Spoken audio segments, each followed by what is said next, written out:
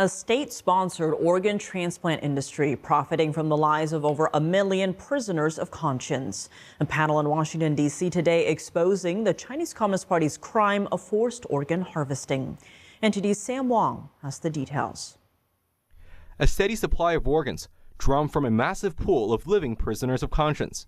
A panel at the Heritage Foundation explores the Chinese Communist Party's state-sponsored crime of forced organ harvesting. Some poor Falun Gong practitioner or some Uyghur woman or man who's now being strapped down. They don't shoot him anymore. They strap him down, they put him under anesthesia, and they steal 2 to 6 of their organs for transplant.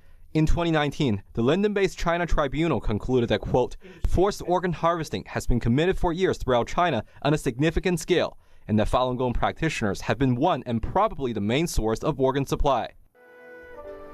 Despite following the universal principles of truthfulness, compassion, and forbearance, the spiritual practice of Falun Gong has been the subject of a nationwide persecution in China since 1999. In his new book titled Kill to Order, Epoch Times senior editor Jan Jekielek exposes the scope and scale of this human rights atrocity. They blood typed, tissue typed, and organ scanned these people. When this deal was made, there's already someone in a database on the Chinese Communist Party side pre-matched, okay, and that person can be killed to order on demand. As the persecution goes on, the international medical community is facing calls to cut ties with China's transplant industry. What's happening in China is, to me, Fourth Reich stuff. The response internationally has been very muted, and the response in the medical community has been muted, and the response in the bioethics community has been muted.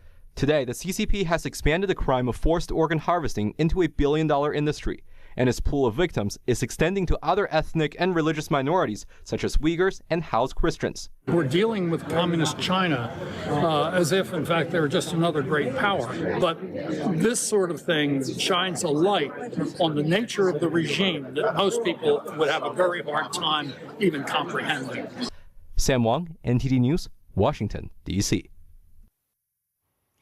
And for more information on the CCP's crime of forced organ harvesting, go check out Kill to Order by Epoch Times senior editor Jan Jekielek.